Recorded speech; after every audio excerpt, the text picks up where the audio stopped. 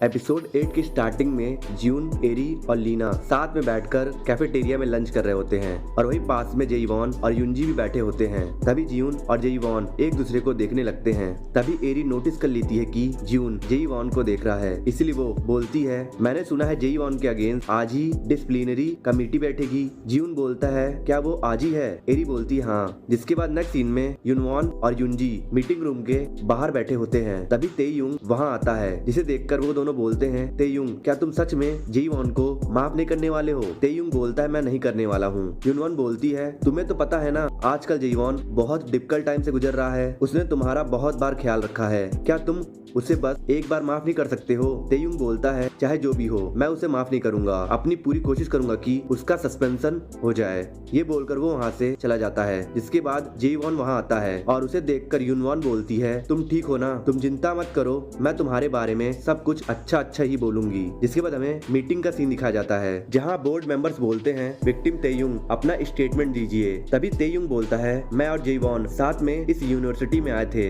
हमने पिछले 6 साल साथ में दोस्त की तरह बिताया है। असॉल्ट वाले दिन मैं एज अ टीचर असिस्टेंट बस अपना काम कर रहा था, उसने मेरे ऊपर बिना किसी रीजन के असॉल्ट किया। ये सुनकर बोर्ड मेंबर्स बोलते हैं, क्या आप जेईवॉन को उनके बिहेवियर के लिए माफ करना चाहेंगे? तेयुंग बोलता है, ऐसा दोबारा ना हो और स्कूल वायलेंस जैसे जुल्म को बढ़ावा ना मिले, इसलिए मैं जेईवॉन को माफ करने के इंटेंशन में नहीं हूँ। ये बोलकर तेयुंग बैठ जाता है। जिसके बाद बोर्ड मेंबर्स जेईवॉन से बोलते हैं, जेईवॉन अपना स्टेटमेंट दीजिए। जेईवॉन बोलता है, मुझे अपने बिहेवियर को लेकर कुछ नहीं कहना है, जो भी हुआ वो सब मेरी गलती थी। मैं तेयुंग से सिंसियरली माफी मांगता हूँ और डिसिप्लिनरी बोर्ड जो भी डिसीजन लेगी वो भी मुझे एक्सेप्ट है। ये बोलकर जेईवॉन बैठ जाता है और वहीं मीटिंग रूम के बाहर ज्यून आता है, जिसे देखकर युनवॉन बोलती है, ज्यून तुम यहाँ क्या कर रहे हो? ज्यून बोलता है, युनवॉन मैं यहाँ सर्फिंग क्लब की तरफ से विटनेस बनकर आया हूँ। युनवॉन बोलती है, तुम्हें लगता है तुम ये सब मैनेज कर लोगे? चलो वैसे भी मैं बहुत ज्यादा नर्वस थी, अच्छा होगा कि तुम ही अंदर जाकर बोलो। जिसके बाद बोर्ड मेंबर सर्फिंग क्लब के विटनेस युनवॉन को अंदर बुलाते हैं। ये सुनकर ज्यून अंदर आता है और खुद का इंट्रोडक्शन देते हुए बोलता है, मैं एक फ्रेशर हूँ ज्यून, मैं कुछ भी बोलूंगा उससे पहले मैं आप सबको ये साफ साफ बता देता हूँ कि मैं यहाँ जेईवॉन के बिहेवियर को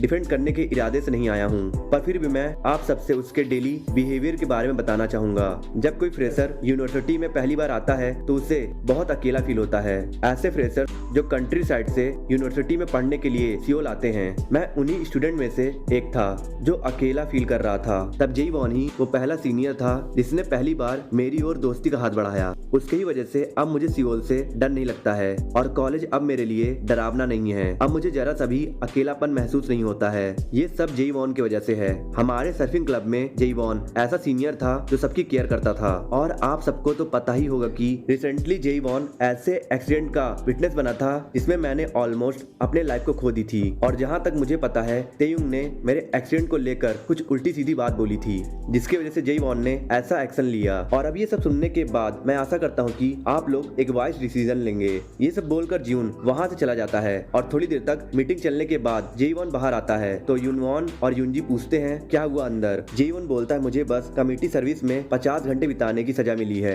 ये सुनकर युनवॉन बोलती है, मैं तो डर रही थी कहीं वो लोग तुम्हें सस्पेंड न कर दें। जिसके बाद नेक्स्ट सीन में जुनपियो और ज्यून साथ में बैठे होते हैं। तभी ज्यून हिम्मत करके जुनपियो से बोलता है, मुझे किसी पे क्रश है, पर वो लड़की नहीं एक लड़का है। ये सुनकर जुनपियो अजीब सा मुंह बना लेता है, जिसे देखकर ज्यून बोलता है, ये बहुत अजीब है ना? जुनपियो बोलता है, बहुत, ये बहुत ही अपसेट करने वाली बात है। ज्यून बोलता है, मुझे पता है। जुनपियो बोलता है, मैं उसकी बात नहीं कर रहा हूँ, मुझे कोई फर्क नहीं पड़ता है कि तुम लड़के को पसंद करते हो या लड़की को, पर तुम इतनी बड़ी बात अपने बचपन के दोस्त से कैसे छिपा सकते हो? ये बोलने के बाद जुनपियो खुशी से बोलता है, विश्वास नहीं हो रहा है कि ज्यून किसी को डेट कर रहा है। और ये बोलकर वो ज्यून को गले लगा लेता है और बोलता है, कौन है वो? ज्यून बोलता है, जेईवॉन। जुनपियो बोलता है, अच्छा अब मुझे समझ आया कि तुम दोनों साथ में ट्रिप पर क्यों गए थे और क्यों वो हॉस्पिटल में तुम्हारी इतनी चिंता कर रहा था। ज्यून बोलता है, क्या वो सच में मेरी बहुत चिंता कर रहा था? जुनपियो बोलता है, वो तो इतना चिंता कर रहा था जैसे कि उसका कोई फैमिली मेंबर मरने वाला हो। ज्यून बोलता है, ऐसा तो मत बोलो।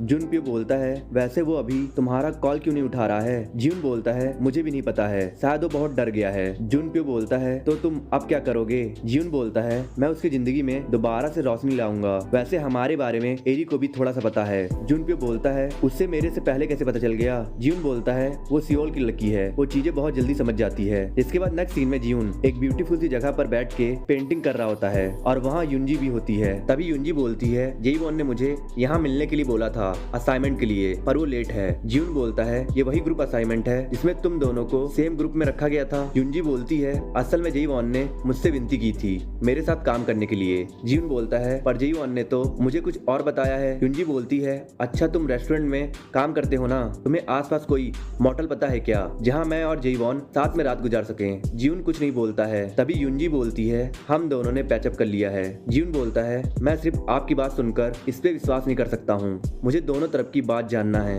युंजी बोलती है जब मैंने बोल दिया कि हम डेट कर रहे हैं तो हम कर रहे हैं, तुम कौन होते हो जज करने वाले। ये सुनकर जियून बोलता है वो आप ही है ना जो मेरे और जेईवॉन के बारे में पूरे यूनिवर्सिटी में उल्टी सीधी बातें फैला रही हैं। युंजी बोलती है तुम्हें क्या लगता है तुम बहुत बड़े हो गए हो, मुझसे ऐसे बात कर रहे हो, तुम अभी बच्चे हो, बच्चे की तरह रहो समझे। ये सब रूमर फैलाकर मुझे क्या फायदा मिलेगा। जियून बोलता है सीधी सी बात है आप उसे कंफ्यूज करना चाहती हो ताकि आप हमेशा उसके साथ रह सको। युंजी बोलती है तुम क्या लड़ना चाहते हो क्या। जियून बोलता है हाँ चलिए लड़ते हैं पर अभी मुझे कुछ काम है, मुझे जाना होगा। और जाने से पहले जियून बोलता है मेरी बॉस ने आपको थैंक यू बोलने के लिए कहा है क्योंकि जो स्टोरी आपने शेयर की थी उसके वजह से हमारे रेस्टोरेंट को बहुत पब्लिसिटी मिल गई है। मेरी बॉस ने कहा है कि आप मुझे कहीं भी दिखे मैं आपसे बोल दूं कि आप प्लीज दोबारा से हमारे रेस्टोरेंट में आइए। ये सुनकर युंजी बोलती है उस बूढ़ी औरत का दिमाग खिसक गया है क्या।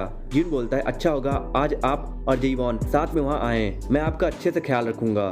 ये बोलकर वो वहाँ से चला जाता है। इसके बाद नेक्स्ट सीन में जियून अपने बॉस से पूछता है आपको कभी प्यार हुआ था क्या। उसकी बॉस बोलती हाँ मुझे प्यार हुआ था। जियून बोलता है तो क्या आप मुझे बता सकती हैं कि किसी का दिल कैसे जीतते हैं। जियून की बॉस बोलती है अगर तुम्हें किसी का दिल जीतना है तो उस इंसान के पीछे जाओ। जियून बोलता है मैं किसी को प्यार करता हूँ पर वो मुझे बार बार अवॉइड कर रहा है। जियून की बॉस बोलती है पता नहीं क्यों आजकल के बच्चे इतना डरते हैं, तुम लोगों को तो पता नहीं किस बात का डर लगा रहता है, इसी डर की वजह से तो हमारे कंट्री का बर्थ रेट कम है। मैं कहना ये चाहती हूँ कि अपने दिल की सुनो और बिना डरे उस इंसान से सब कुछ जाकर कह दो जो भी तुम्हारे दिल में है, बस इतनी सी बात है, तुम्हें ज्यादा कुछ करना भी नहीं है। इसलिए जियून अपनी बॉस की बात मानकर जेईवॉन से मिलने चला जाता है पर जेईवॉन उसे बार बार अवॉइड कर रहा था ये बोलकर कि मुझे तुमसे कोई बात नहीं करना है। जियून बोलता है पर मुझे करनी है, अगर तुम मुझे ऐसे ही अवॉइड करोगे तो मैं और जोर जोर से चिल्लाकर कहूंगा। ये सुनकर जेईवॉन बोलता है अच्छा चलो किसी शांत जगह पर जाके बात करते हैं। इसके बाद वो दोनों साथ में बैठे होते हैं। तभी जियून बोलता है जुनपियो ने मुझे बताया कि तुम हर समय हॉस्पिटल में थे जब तक मुझे होश नहीं आया। वैसे मैं अभी फिजिकली बिल्कुल ठीक हूँ पर इमोशनली नहीं, इसलिए जेईवॉन मैं तुमसे पूछना चाहता हूँ कि हमारा रिश्ता क्या है। तुम्हें याद है ना ट्रिप पर क्या हुआ था। जेईवॉन बोलता है जो हुआ था वो कुछ भी नहीं था। जियून बोलता है तुम कहना क्या चाहते हो, जो भी बातें हमने उस ट्रिप पर एक दूसरे से की, हमने एक दूसरे के साथ जो किया, हमने एक दूसरे के लिए जो इमोशन फील किया वो कुछ भी नहीं था। जेईवॉन बोलता है शायद उस समय मैं अपने होश में नहीं था। जियून बोलता है मेरी आंखों में देखकर ये बोलो कि तुम्हारे दिल में मेरे लिए कोई फीलिंग्स नहीं है। जेईवॉन बोलता है जियून जो कुछ भी हमने उस ट्रिप पर किया उसका सच में कोई मतलब नहीं था, भूल जाओ उन सारी बातों को, अब तो सर्फिंग क्लब भी खत्म हो गया है और इसलिए एक दूसरे को इग्नोर करते हैं। ये बोलकर जेईवॉन वहां से जाने लगता है और यहीं पर एपिसोड 8 खत्म हो जाता है। आई होप सो फ्रेंड आप लोगों को मेरा एक्सप्लेनेशन अच्छा लगा होगा। अच्छा लगा तो लाइक कर दो यार, कमेंट कर दो और कुछ लोगों को शेयर कर दो। और वीडियो पे नए हो तो प्लीज़ यार चैनल को सब्सक्राइब करके बेल आइकन प्रेस कर दो। और मैं मिलता हूँ आप लोगों से नेक्स्ट वीडियो में।